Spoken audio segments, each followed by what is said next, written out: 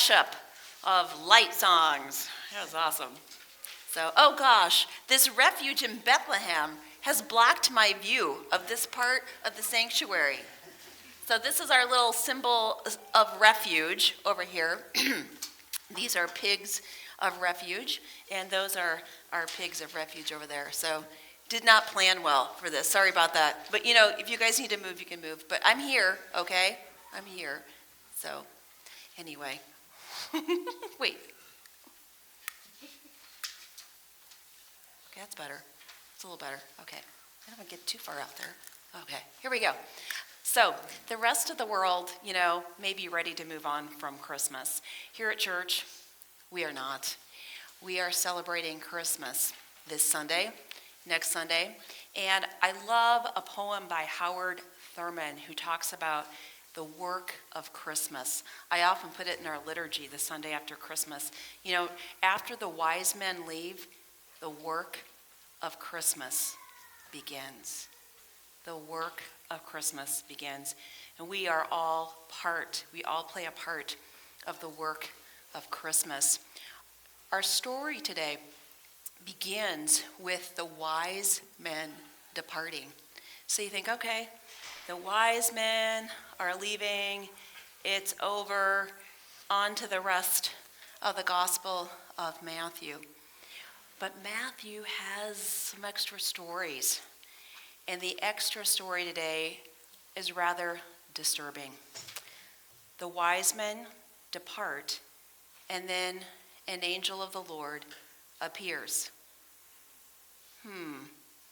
Just heard from that angel of the Lord last Sunday, talking to Joseph, and an angel of the Lord shows up again this Sunday to talk to Jesus. Something is going down. This time, the angel of the Lord says to Joseph, "Get up, flee, for King Herod is seeking the child and wants to destroy him." Whoa, very dark text for right after Christmas, especially. Joseph believes the angel. Joseph gets up, and Joseph follows through and protects his family, scooping them up, and they flee in the night. In the night. It made me wonder if they still had their jammies on, because they fled in the night toward Egypt.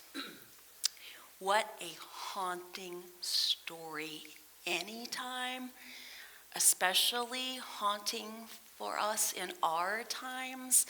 A little family, civilians fleeing out of one place toward Egypt because of danger.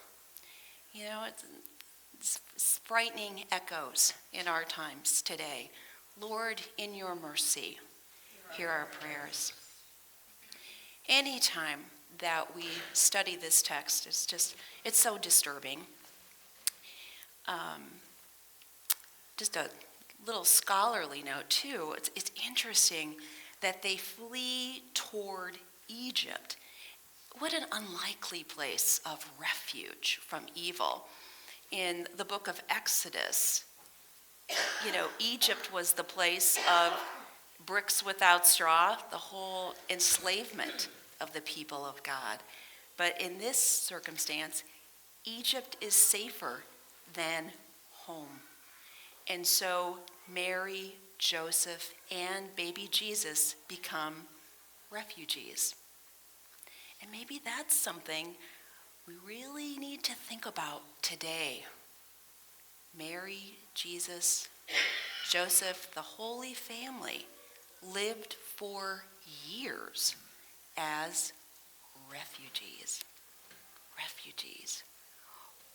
You know, what is your headspace like when the word refugee comes up? I'm thinking for a lot of us, it's, oh, those people over there.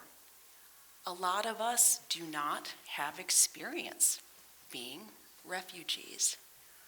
So it's kind of sobering for us to think Jesus did. 4 years. It was part of his upbringing according to the Gospel of Matthew. So at the very least, for us, when we think about refugees today, or we see them, or hear stories, at the very least, let our headspace have a picture of Mary, Joseph, and Jesus, refugees that are a part of a story. They had to flee the evils, the treachery of Herod. So on the plus side, for the Holy Family, when they ran away for refuge in Egypt, they made it. They got refuge there. On the dark side, other families weren't so lucky. So this is probably one of the darkest stories of the whole Bible. It's always a hard Sunday. It's always the Sunday after Christmas when we get to this story. The other babies in and around Bethlehem were not so fortunate. The text says that when King Herod realized that the wise men had tricked them. So if you were here Christmas Eve, you heard about those disobedient wise men. They did not go back. They didn't report back to King Herod. They went home by another way. Herod figured out they didn't come back with his reconnaissance. And so that tyrant, classic tyrant, wants to hold on to power. Classic tyrant doesn't consider his actions. Herod escalates. He is furious.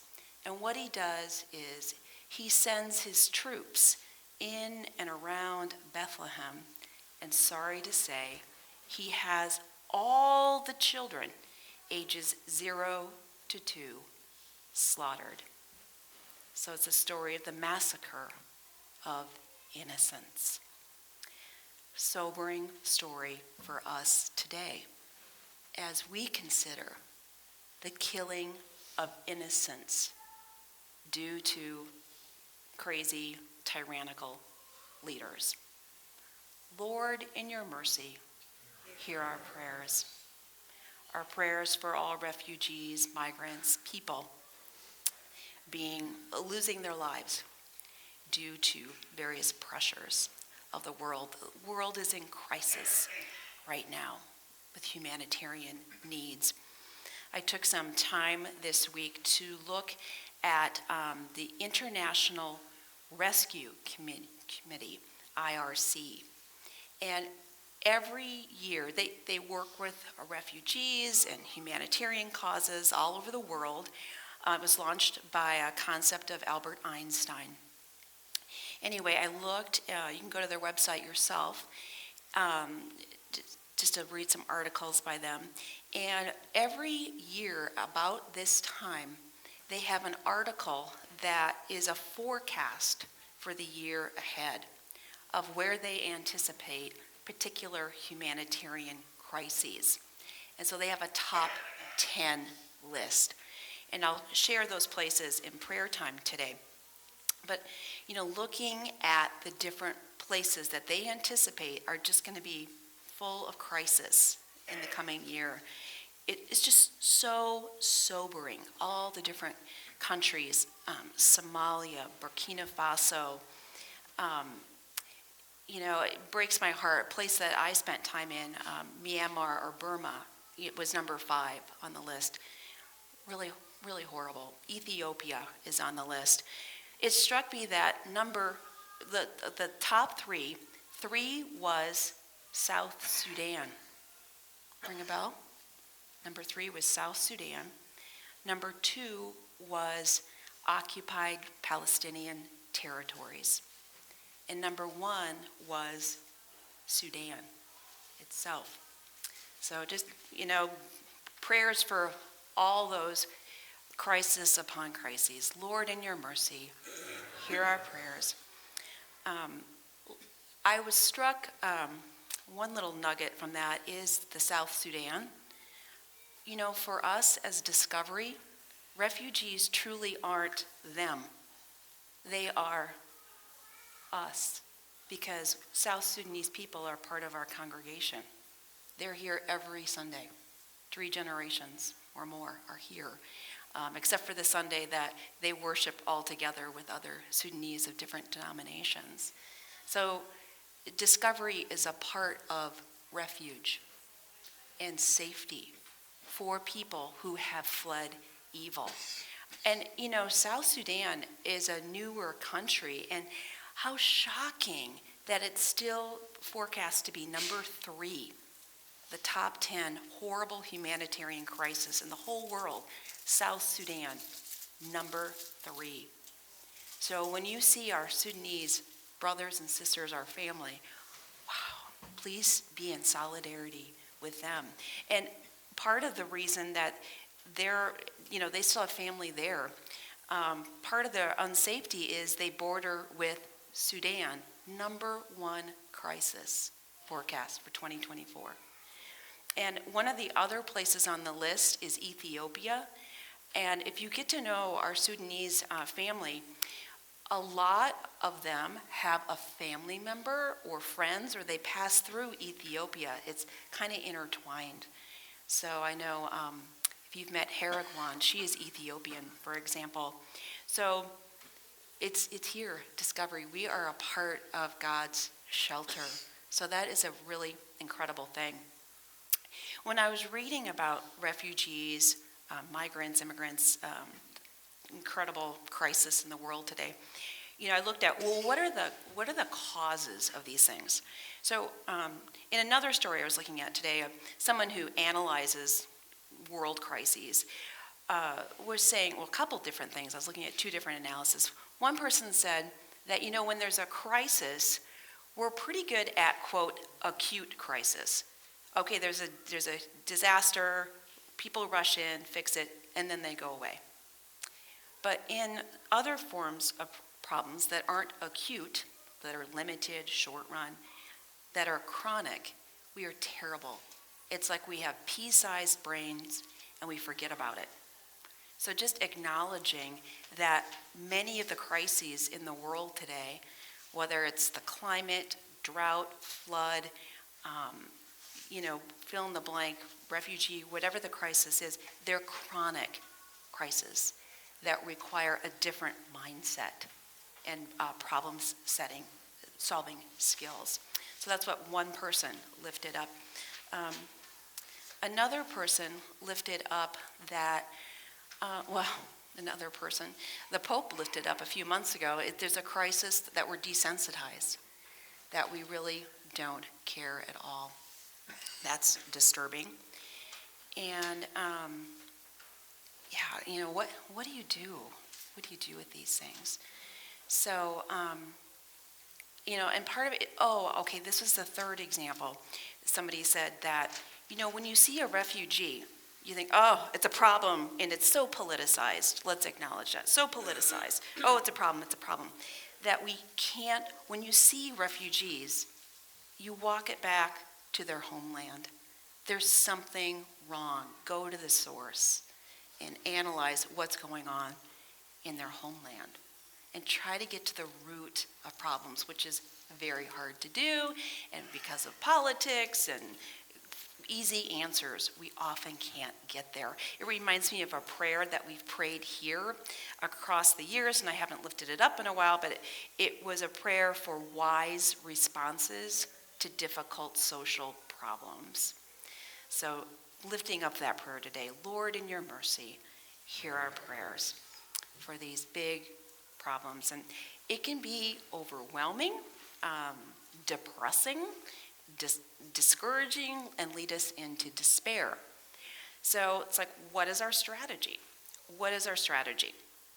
So one thing I'd observe is that some of these terrible, terrible, terrible crises are related to tyranny, tyrants.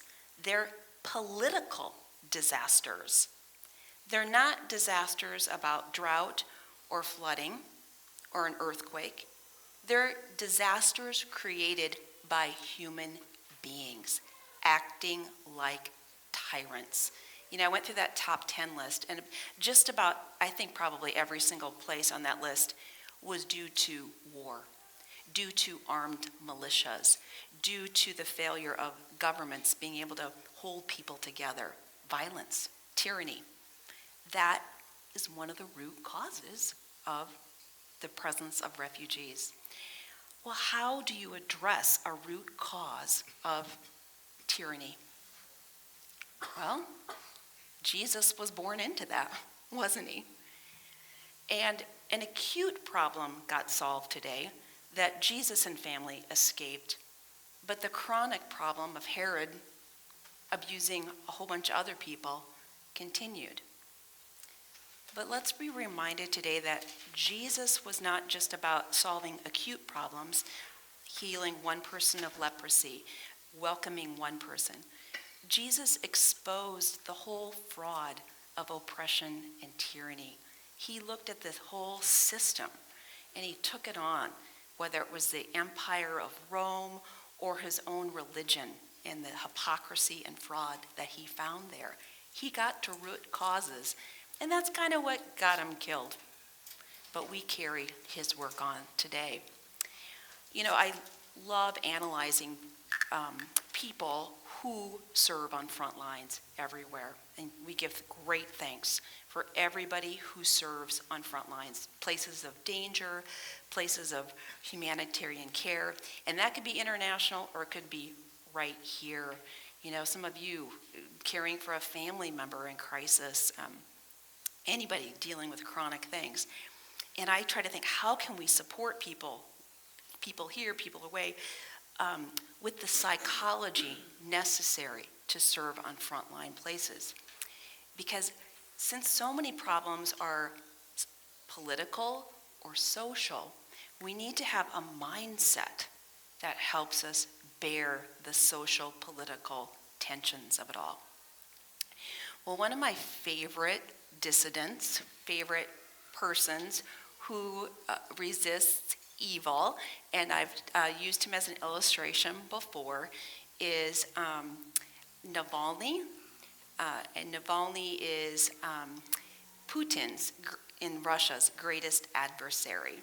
And Navalny, just a few years ago, and it was proven, and there's a great documentary that was out a couple years ago about Navalny's story. Anyway, Navalny was poisoned. And spoiler alert, when you watch the documentary, they have proof positive that Navalny was poisoned through Putin. Just evil, tyrannical person. Yeah, so tyrannical even before the invasion of Ukraine. So, but Navalny has this psychology and strength to be able to defy Putin. So I'm just kind of fascinated by it. So Navalny, so a few years back, he was poisoned. He fled Russia, recovered in Germany, and then more recently, bravely came back to Russia, knowing that terrible things could happen. He got to the airport in Moscow, and he was arrested immediately and thrown in prison. So that's where he's been. Well, in recent weeks, nobody had heard from Navalny for 3 weeks. You know, none of his legal counsel, nobody knew where he was. So very dangerous situation. What has happened? What has Putin done now to Navalny? So fortunately, just a few days ago, Navalny showed up again. And it turned out that he had been moved from one place in the Russian penal system to way up north of the Arctic Circle. So there he was, way up in this dark, desolate, terrible, terrible place. And his legal counsel got to him and made a video. So when you think of all that he has been through, and now he's up near, way up in the Arctic, you might expect to see a very haggard, downtrodden person. Instead, in his video, he is smiling and he says to people, "I am your Father Frost," which is the Russian equivalent of, can you guess? Santa Claus. So he says, "I'm just being Santa Claus for a while. I'm being Santa Claus. And instead of saying ho ho ho, I look out my window where it is night, and then it is evening, and then it is night again, because it's the dark, Arctic night there. I say, oh, oh, oh, instead. And my guards here, they wear mittens and coats and a lot of heavier gear. It's very interesting. And they have these big, fluffy dogs that they bring along with them. The German shepherds that are going to attack him. He was whimsical. He was funny. He was ironic. He is not going to be held by the oppression of the tyrant of Putin. His mindset was playful, humorous. And these are gifts, these are disciplines that we practice during Advent. Love, joy, peace, hope. That's how we stay resilient. It's so hard. There are so many things that can suck us in. Life is so very hard. But part of Discovery's discipline is joy. Joy helps us resist evil. Joy helps us resist tyranny so that it doesn't take over our brains. And we are a part of that today. Comfort and Joy Sunday. We may look silly. We may look a little frivolous in our pajamas. But what we are doing is resisting evil. Humor and joy and playfulness are part of our strategy of defying tyranny. So let's continue to practice that all across 2024. And this is my extra signal to tyrants today. Take that. Have a little fun. Be a part of God's joy and practice goodness wherever you go. To God be the glory.